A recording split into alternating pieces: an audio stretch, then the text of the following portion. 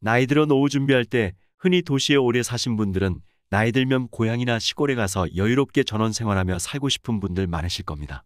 그래서 최근 들어 50대 이상 시니어분들 중 세컨하우스로 전원주택 구매하시는 분들이 많은데요.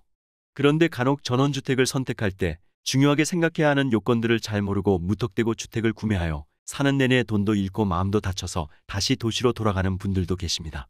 집이란 것이 우리 눈에 안 보이는 작업도 굉장히 많다 보니 그 과정들을 모두 확인하기가 힘들 수밖에 없습니다. 그야말로 직접 살아보지 않으면 모르는 부분들이 많은 것이 바로 전원생활인데요. 전원주택 매물은 지역별로 굉장히 많습니다. 그러니 너무 급하게 서두르지 마시고 오늘 영상에서 제가 말씀드리는 내용들 잘 참고하셔서 현명한 선택하시면 좋겠습니다. 절대로 사면 안 되는 전원주택 첫 번째는 방향이 좋지 않은 집입니다. 전원주택의 경우 단열 등의 이유로 주택의 방향이 중요할 수밖에 없는데요.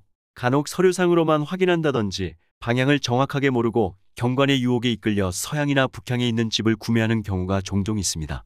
이런 경우는 살다 보면 난방비가 상당히 많이 들어가고 사람도 자연의 일부인지라 해를 많이 봐야 하는데 해를 많이 보지 못해 도리어 건강을 해치는 경우가 있습니다. 전원주택을 구입할 경우 모든 서류상에서 남향으로 나와 있다고 하더라도 가장 정확하게 알 수 있는 때는 겨울입니다. 겨울에 구입 예정인 곳을 가보면 따뜻한 곳은 눈이 녹아 있는데요. 이렇게 집의 방향을 잘 확인하신 후에 구매하는 것이 중요합니다. 두 번째는 매입한 지 얼마 되지 않는 집입니다. 보통 매입한 지 얼마 되지 않아 다시 매물로 나왔다는 말은 결과적으로 무언가 이 집에 불편한 이유가 있다고 보는 것이 좋습니다. 가령 마을 사람들과 소통이 잘 안 된다든지 집 내부에 문제가 있다든지 하는 것들인데요. 우리가 노후에 큰 맘을 먹고 주택을 구매하는 것인 만큼 아무리 작은 문제라도 그냥 넘기지 말고 이런 부분도 한번 의심해 볼 필요가 있습니다. 세 번째는 독특하게 지은 집입니다. 광고나 드라마에 나올 법하게 독특하게 지어진 집은 보기에는 멋지지만 결론적으로 이런 집은 나중에 안 팔릴 가능성이 큽니다. 지금은 집의 인테리어나 경관이 마음에 들어서 구매를 하더라도 나중에 집이 안 팔리면 골치가 아플 수밖에 없습니다. 일반적이지 않고 독특한 집들의 특징이 편리함보다는 디자인적 요소를 우선해서 만들어지기 때문에 일반적이지 않은 특별한 건축 자재를 쓴다거나 외형이나 내부 구조가 특별한 경우가 많습니다. 일반적이지 않다는 건 비용과도 연관이 되는데요. 집을 지을 때 건축 비용도 많이 들고 유지보수 비용도 무시할 수 없습니다. 특히 문제가 생겼을 때 동네 안에서 간단히 불러서 해결될 일도 도시에 있는 전문업체 출장을 불러야 할 수밖에 없는데요. 이것이 모두 비용인 것이죠. 따라서 독특하게 생긴 집을 매매하실 때는 한 번 더 생각해 보시는 것을 추천드립니다. 네 번째는 단열이 제대로 안 되어 있는 집입니다. 전원주택이 단열이 제대로 안 되어 있을 경우 겨울에는 춥고 여름에는 습합니다. 그러다 보니 단열재의 종류에 따라서 비용이 천차만별이며 엄청난 차이가 있습니다. 겉모습은 예쁜데 생각보다 주택의 가격이 저렴하다면 이런 집들은 한번 의심해 볼 필요가 있습니다. 주택을 구매하기 전 단열재와 시공 방법만큼은 한번 확인해 보는 것이 좋으며 특히 제습기나 난방을 많이 하는지 꼭 확인하시고 겨울에는 현관문 틀이나 창문 틀에 물이 생기고 눅눅하다면 단열이 제대로 안 되어 있다는 것이니 이 점 꼭 참고하시기 바랍니다. 다섯 번째는 계단이 많은 집입니다. 전원주택은 아파트보다는 계단이 많을 수밖에 없는데요. 아파트 오래 살던 분들이 전원주택을 볼 때 집 내부에 있는 계단은 특별히 신경을 안 쓰는 경우가 많습니다. 특히 전원주택의 계단은 인테리어 효과가 있고 공간 분리도 되기 때문에 보통 2층에 침실을 두고 1층은 주방과 거실로 사용하는 경우가 많은데요. 하지만 이렇게 계단이 많은 집은 기력이 떨어지거나 무릎이 안 좋을 경우 치명적일 수 있습니다. 따라서 전원주택을 보실 때는 계단이 많지 않거나 있다 하더라도 낮은 계단이 있는 집이 좋습니다. 여섯 번째는 단지로 구성된 전원마을입니다.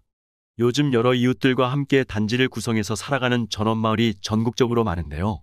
외딴 곳에 단독으로 지어져 있는 집을 선택하는 경우 고립감 등으로 힘들 것을 생각해서 이렇게 주변 이웃들과 함께 생활할 수 있는 단지형 전원주택을 선택하는 경우도 있습니다. 그런데 단지 전원마을의 경우 소음으로 스트레스를 받는 경우가 많은데요. 각각 독립된 주택인데 크게 소음이 있겠냐 하실 수 있지만 단지 마을은 주택과 주택의 간격이 좁고 마당이 오픈되어 있다 보니 마당에서 개가 짖는다거나 주말마다 바비큐 파티를 하는 이웃이 있다면 옆집까지 소음이 다 들리게 됩니다. 그러다 보면 이웃 간에 서로 감정이 상하게 되어 불편한 이웃이 되는 것이죠. 또한 원하지 않은 관심과 간섭으로 불편한 관계가 되는 경우도 많습니다. 이 밖에 한 가지 유의하실 점은 단지로 구성된 마을 특성상 아이들이 있는 가정의 장점이 많다 보니 어린아이를 키우는 이웃들이 꽤 많습니다. 따라서 조용히 살고 싶어서 전원 생활을 계획하시는 분들이라면 단지로 구성된 전원마을 선택은 한번 고민해 보셔야 합니다. 7번째는 큰 집입니다. 흔히들 시골에 내려와서 전원 생활을 하면 친구들이 내려오거나 다 큰 자녀들이 집에 왔을 때 좁지 않은 집이면 좋겠다는 생각을 하게 마련입니다. 특히 도시에서는 비싼 집값 때문에 갑갑하고 좁은 집에 살다가 시골에서는 널찍한 마당에 2층으로 된 큰 집에서 살고 싶다고 생각하시는 분들도 상당히 많이 있습니다. 그러나 우리가 한번 생각해 봐야 할 부분은 친구들이나 자녀들은 막상 1년에 몇 번 오지도 않습니다.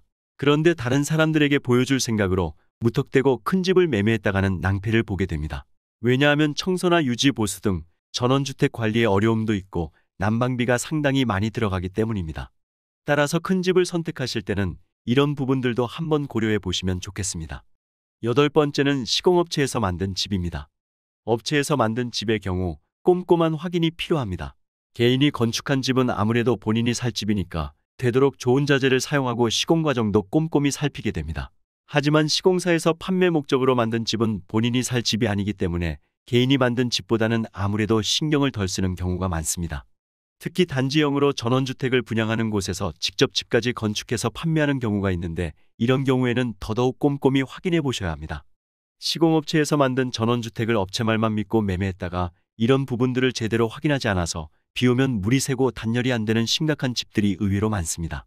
문제 발생도 하자 유지보수 계약 기간이 끝나면 그때부터 생기는 경우가 많다 보니 그런 경우 모든 문제를 집주인이 모두 감당해야 되는 것이죠. 이런 곳은 계약하시기 전에 설계도면과 시공서를 요구해서 꼭 확인을 하셔야 하며 단열이나 창문 두께 등을 꼼꼼히 확인해 보는 것이 중요합니다. 9번째는 외장의 나무를 많이 사용한 집입니다. 집을 한 채 짓기 위해서는 많은 자재가 필요한데요. 이런 자재 중에서 집의 외관을 결정짓는 역할을 하는 것이 바로 외부 마감 자재입니다. 요즘 전원주택을 보면 창틀이나 외부 벽에 나무를 사용한 집들이 있는데 보기에는 깨끗하고 마음이 편안해지는 것 같습니다. 그런데 이것이 몇 년 지나고부터는 썩어 들어가기 시작합니다. 예외는 거의 없다고 보시면 되며 방부목을 쓰던 그 어떤 방수작업을 하던 간에 비, 눈, 바람을 이길 수가 없는데요. 외장재와 더불어 나무로 된 데크의 상태도 한번 보시는 것이 좋습니다. 외부에 있는 나무 데크가 썩어 있거나 파손되어 있다면 관리가 안 된 집일 가능성이 크기 때문이죠. 데크의 경우 주기적인 유지 보수가 필요하며 4, 5년 뒤에 나무가 썩기 시작하면 깨지고 뒤틀리면서 변형이 일어납니다. 외부에서 오는 자연재해들을 온몸으로 맞아가면서도 썩지 않는 나무는 살아있는 20개에는 없다고 보시면 됩니다. 외장재 나무는 정말 신경을 많이 써야 하며 비용도 많이 들어가는 요소 중 하나입니다. 따라서 같은 조건이라면 외장재로 나무를 많이 사용하지 않은 집이 좋습니다. 마지막은 혐오시설입니다. 전원주택을 고를 때 또 하나 잘 판단해야 할 것은 바로 주변의 혐오시설 여부입니다. 고압선이나 축사, 공장, 사격장, 비행장, 군부대, 공동묘지, 하수처리장 등 악취나 생활의 불편을 초래한 시설들이 있는 곳은 되도록 피하는 것이 좋습니다. 가장 좋은 방법은 관심 있는 주택이 있다면 구매하기에 앞서 반경 1km 내외를 직접 걸어보고 이보다 먼 거리는 차를 이용해 마을 구석구석을 확인해 보는 것입니다. 직접 걸어보는 것과 차 안에서 보는 것은 차이가 크다는 것을 명심하셔야 합니다. 결국 전원주택도 사람이 편안하게 살아야 하는 집입니다. 사진이나 그림 같은 풍광에 취해서 잘못된 선택을 할 수도 있습니다. 그렇게 되면 작은 단점들이 보여도 이 정도쯤이야 괜찮겠지 하며 급하게 계약을 서두를 수 있는데요. 하지만 막상 살아보면 작게 느껴지던 단점이 크게 다가오기도 합니다. 전원주택을 구입할 때는 자연환경과 미관뿐만 아니라 도로, 전기, 전화, 상하수도 등 기반시설이 잘 갖추어져 있는지, 주변의 각종 편의시설이 얼마나 가까이 있는지 등을 종합적으로 살펴본 후 선택하시는 것이 좋습니다. 오늘 내용 도움이 되셨나요? 도움이 되셨다면 주위 분들께도 영상 공유 부탁드리고요. 저는 다음 시간에 더욱더 시니어분들께 유익한 정보로 찾아오겠습니다. 오늘도 끝까지 시청해 주셔서 감사합니다.